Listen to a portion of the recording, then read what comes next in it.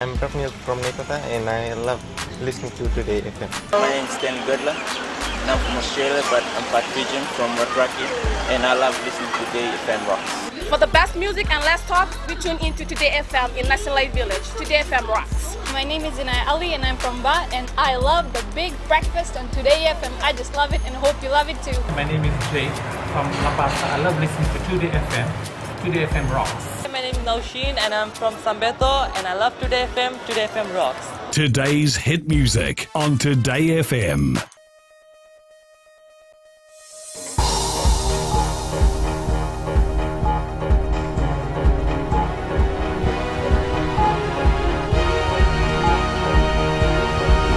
Good evening, I'm Jackie Spate and this is FBC News Tonight. Tropical depression to become tropical cyclone by tomorrow. PM directs police and military personnel to be deployed to flood-prone areas immediately. And heavy downpour already causing flooding.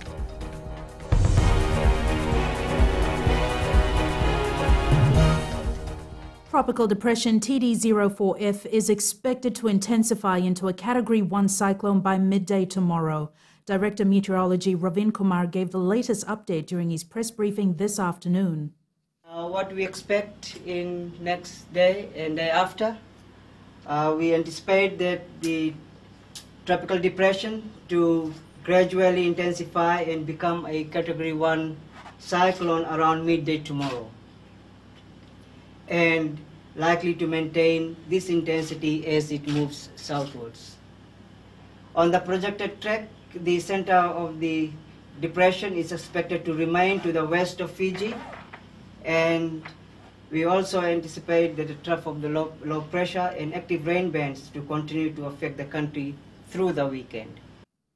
TD04F is now moving south-southwest at 10 kilometers an hour.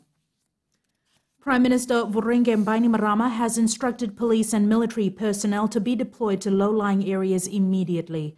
Cabinet ministers and the diplomatic corps were given a briefing on the tropical depression this afternoon. Government ministers and diplomats were given a breakdown on what to expect as TD04F bears down on Fiji. Given the danger of flooding, Prime Minister Voreqe Bainimarama wants police and military to act quickly. Working centers to be looked after, especially schools. There have been some damages to schools when they used as evacuation centers, and of course they have to be supervised by the police and the military. National Disaster Management Minister Inia Seruiratu has also advised staff in emergency centers to make information readily available for people in vulnerable areas. There are standardized formats and the technical terms that come with it, but if those can be interpreted into layman's terms so that it's easy for the people to understand the information. In Vitilevu, around the eastern area and the low-lying islands, low-lying areas, there'll be a lot of flooding and a lot of rain. So they've given out, the Minister for Regional and the Permanent Secretary have given out their warning. Rotuma has clear weather as of tonight, while people in tents in the Lomai Viti group have been advised to dismantle them and move into evacuation centers. Everyone just needs to keep an eye out on the weather bulletins and make sure they stay out from going out to seas and stay safely indoors. Most of the Western Division and the Northern Divisions have so far reported no adverse weather. Edwin Nand, FBC News. Close to 4,000 Fijians are expected to move into evacuation centers by the end of today. National Disaster Management Permanent Secretary Meleti Bainimarama says 932 centers are ready with divisional teams now mobilized to move people to higher, drier ground. Maggie Boyle with the story. Continuous rain brought on by the tropical depression is drenching the country and throwing emergency services into action. As of today, they should be starting to mobilize all the rural dwellers living in tents to the identified evacuation centers. Not only the people living in tents, but people on low ground because of the flooding. Bainimarama says with more than 800 households in makeshift housing, their sheltering is top priority. Is to look after the people living in tents. to start moving them. The floods, notwithstanding the floods in the category 1 or developing into 2 tomorrow, we're starting to move everybody into tents to the evacuation centers because we need them to be safe. On the question on whether a curfew is needed, the PS says it's a wait and see. Because we'll have to listen to the advice of the Commissioner of the Police, whether we need to restrict movement. But I think a lot of, as I said, a lot of lessons have been learned from Cyclone Winston. Cyclone Winston 10 months ago, and the lessons learned then has been called a godsend. Bainimarama says they're prepared. The emergency services are up and running. With a tropical depression expected to develop into a Category 1 cyclone tomorrow, the next 24 hours will tell us just how prepared we all are. Maggie Boyle, FBC News. Edwin Nanda is at the National Disaster Management Office and joins us live now. Edwin, what's happening on the ground tonight? Jackie, the emergency arm of government is tonight active. All centers have been activated. Based on the projections from the Nandi Weather Office, the concern still remaining the possibility of flooding, not just in low-lying areas, but also major rivers and streams breaking their bank. The latest weather report states that streams and rivers in Rewa, Navua and Raki catchments are increasing, and currently there are flood alerts for the whole of Fiji. I am joined now by the Director of the National Disaster Management Office, Mr. Akapusi Tuifangilele, who is leading the operational arm of emergency operations. Mr. Tuifangilele, thank you very much for joining us. For our viewers tonight, what is the situation on the ground in terms of emergency operations and preparations?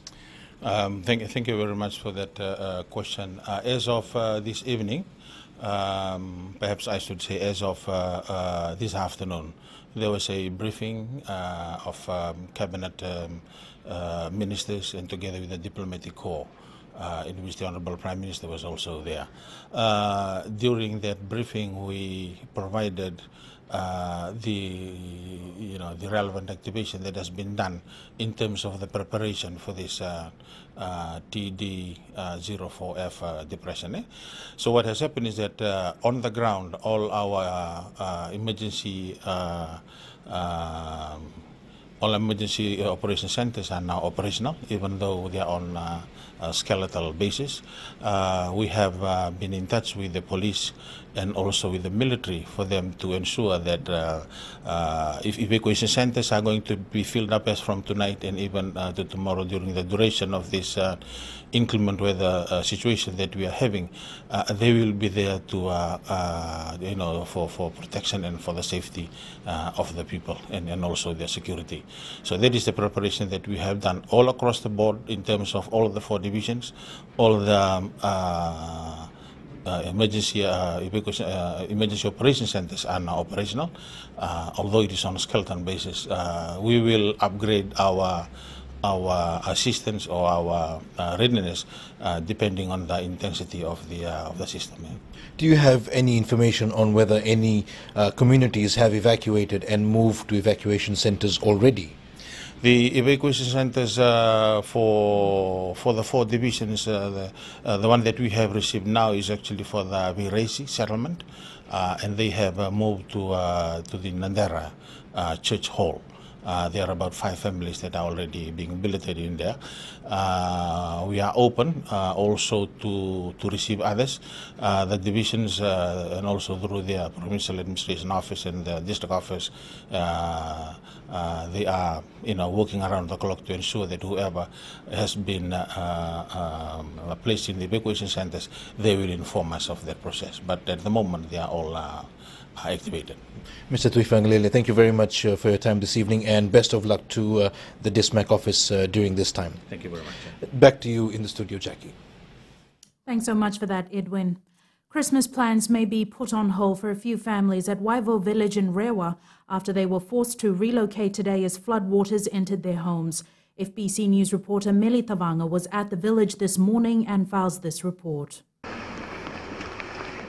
Waivo village is located by the sea, but getting to the seaside was impossible. The high tide and heavy rain quickly gave rise to floodwaters that cuts us off. We were still cooking when the water entered our house. We managed to save some stuff, but a lot has been destroyed.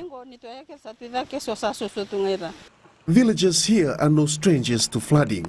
Unaisi Philomena says they have managed to secure all their belongings before the water entered their home.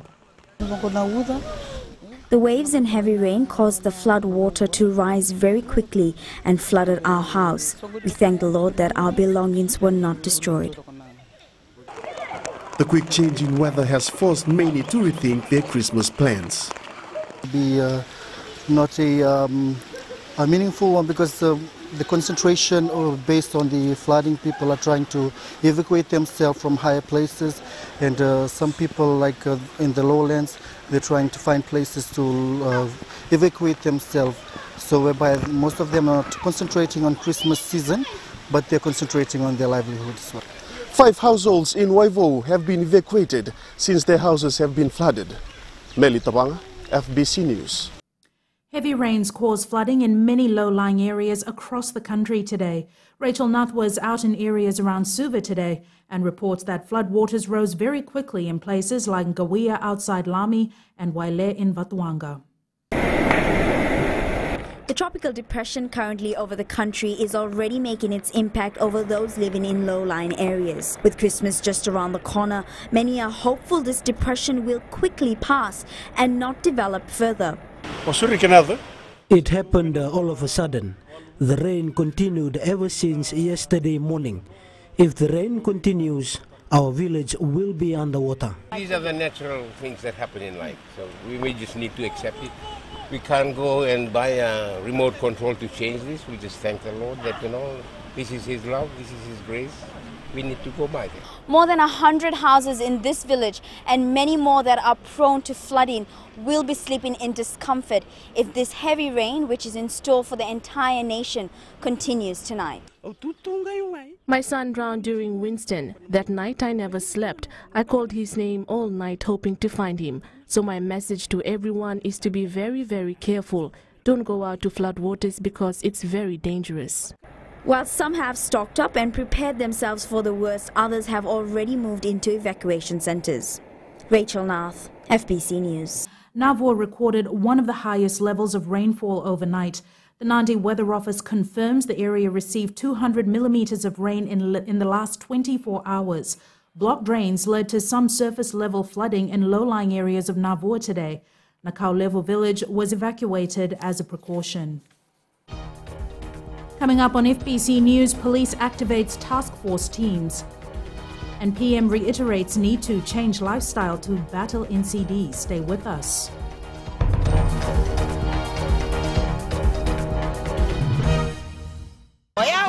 Salamuki may nakaulebu na kiyala lebu au saborong tunga en radio Fijiwan nando may biti na po ang ganbiyan yato. Ebi nakabayaw radio Fijiwan nando may biti na po ang ganbiyan na evangolite ay rakirak. Kay mami na marama ni Northland. Kay mami daw talenta ka na radio Fijiwan nando may biti na po ang ganbiyan yato.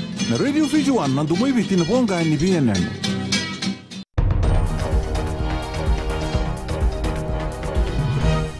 Welcome back. This is FBC News. The Fiji Police Force has activated its task force teams. Director Chief of Operations Taito Elo says more than 100 police officers have been deployed around the country. Sanian Imboila reports. Out to ensure public safety, the Fiji Police Force is braving adverse conditions. So today we have activated our task force teams.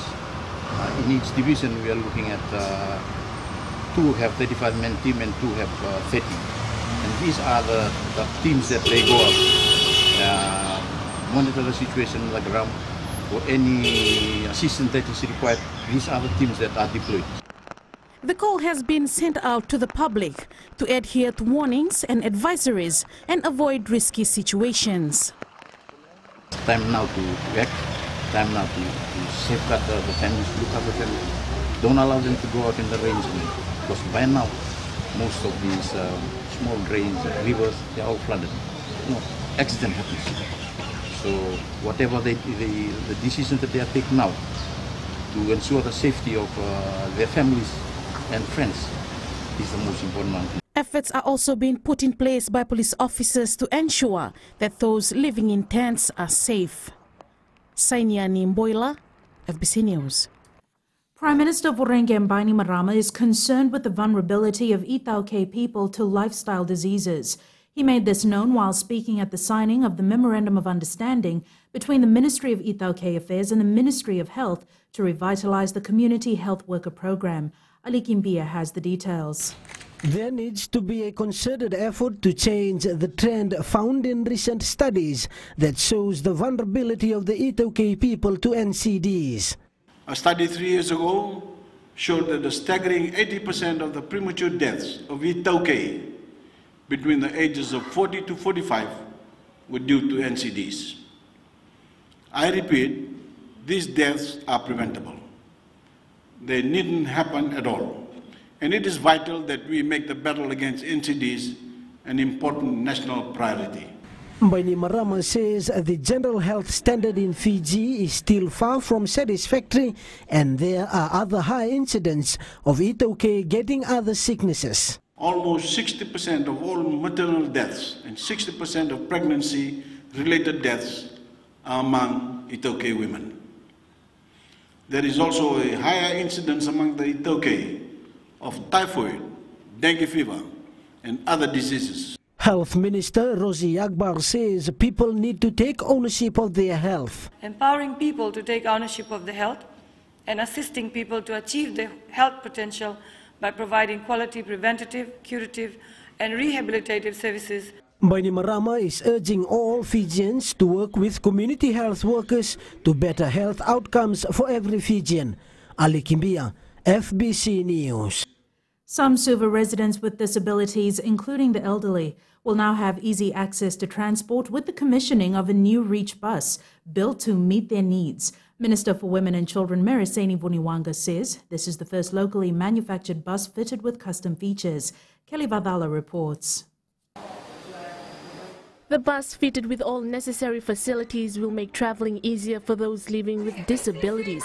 Vuniwanga says this initiative is well aligned with the government's plans to provide for all Fijians.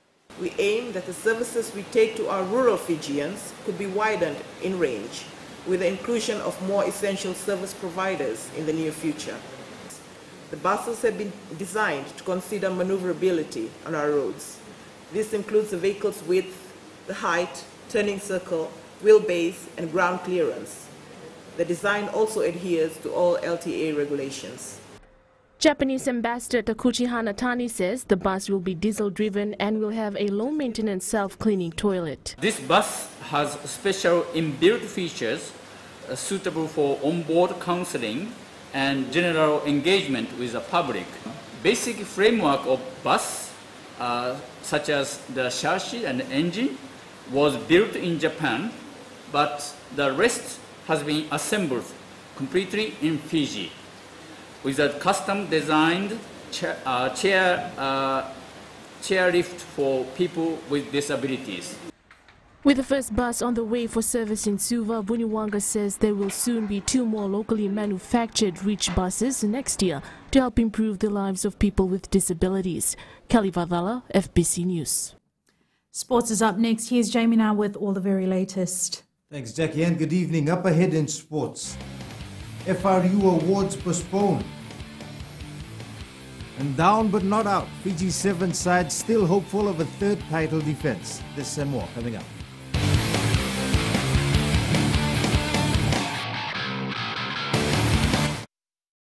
Bula, I'm Dori from Nasinu Market. My choice is simple, Gold FM. Only the classic hits. My name is Yvonne. I'm from Nandi. I love Gold FM, only the classic hits. Sayandra, my name is Sunny. Only the Gold FM at Golden Point Resort, Raki Raki. Hi, I'm Anna of Nasinu.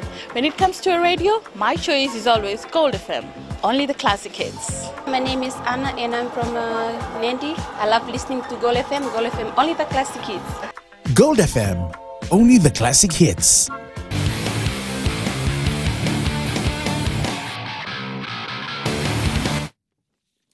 First up in sports tonight, the Fiji Rugby Union's awards night has been postponed due to the adverse weather conditions. The FRU made the decision following a discussion with the Disaster Management Office. The awards night will now be held on the 14th of January at the Novotel in Lamy. While the result of the first leg of the Sevens World Series was far from what the Vodafone Fiji Sevens team had hoped for, the side is content in the fact that the journey to defend its series title is far from over. The team, which returned home last night, go on break and will regroup next month to prepare for the next two tournaments. Vasnil Prasad has more. Despite failing to win any title in the first leg of the Sevens World Series, Fiji Sevens captain Hosea Kolinisau believes they still have a chance to clinch the world title for the third time in a row. Lost in Dubai and in Cape Town, but we want to win the series. And I told the boys it's the start of the series. It's not a sprint race, it's a marathon. And we just finished 2 tournaments, there's 8 more to go. The side arrived yesterday after finishing second in Dubai and fifth in the Cape Town Sevens last week. Kolinisau says it will take time for them to settle in when the next leg begins, as they will have a new coach who will select his own set of players. We have a change in coach and a few new players we bring into this, but I'm proud of the way the boys played and following it up. It was too bad we couldn't do it in Cape Town, but I was proud when we lost that we stood back up and I saw the boys that they wanted to win the series. More experienced players will add firepower to the side that already has 6 Olympic gold medalists. Boys that have come back from this tour, we also have players who are coming back from the last series, and also new players who will form, a strong wider group that will ensure that we have strong competition in our preparation and that we can select a team that has come through a very tough, stiff competition in training camps. For the one in Buka, there is a lot to work on.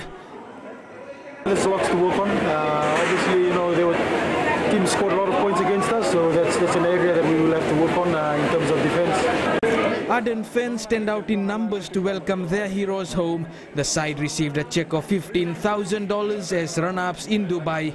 Vasnil Prasad, FBC Sports. The Fiji Car Club's last quarter-mile drag race event for the year that was scheduled for this Sunday has been called off due to unfavorable weather conditions forecasted for the weekend. Car Club Vice President Sandip Prakash says they've cancelled the event because they do not want to take any risks that could endanger the safety of its members. Prakash adds they will hold an extra race at the start of next year to compensate for the cancellation.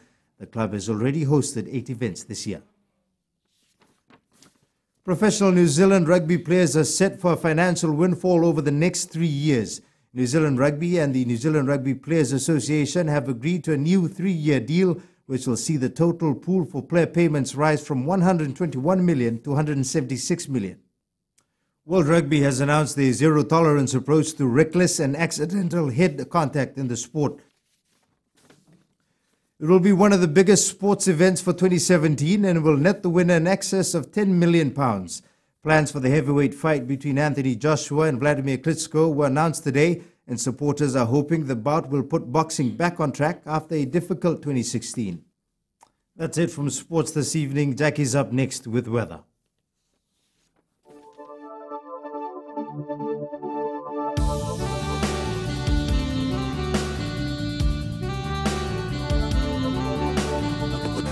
Widespread rain with cloudy periods was the order of the day around the country, accompanied by flooding in most low-lying areas of the country. Lambasa recorded 30 degrees while other centres trailed in the upper 20s. For tomorrow, a risk of further flooding can be expected due to high levels of rainfall. Strong wind warning remains for the country. And looking further on to Saturday, widespread heavy showers with flooding in the coastal areas is the forecast for the whole of Fiji.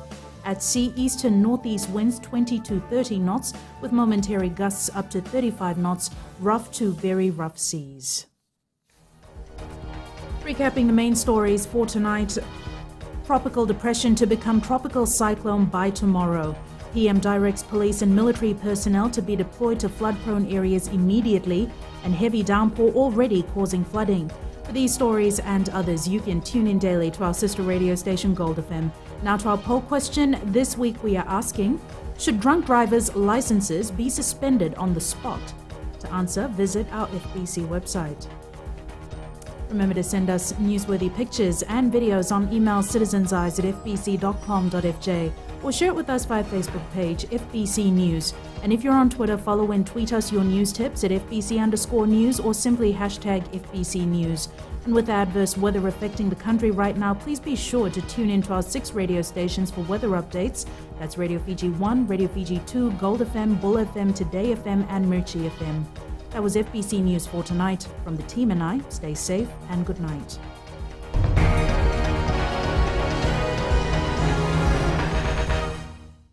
It's me, Simster, here right from the Rakitiki town. और सुबह breakfast show में मैं सुनता हूँ. जब breakfast show में रहता है अश्नील और संगीता के साथ, इसी के साथ सुनते सुनते 11 से 2 भाभी जी का शो जितेन शामिल. You know something? Reki Mirchi FM is hot. मैं हूँ श्वेता, दुर्गुशा नर्सरी से. लोग देखते हैं ईद का चांद, लेकिन मेरा चांद तो मिर्ची FM है. हमारा नाम जाबिर है, हम कोर्निविया नसोरी में रहता है. मिर्ची FM हम सब टाइम सुनता है. मिर्ची FM बहुत जुलूम है. मिर्ची FM is hot. Mirchi FM, it's hot.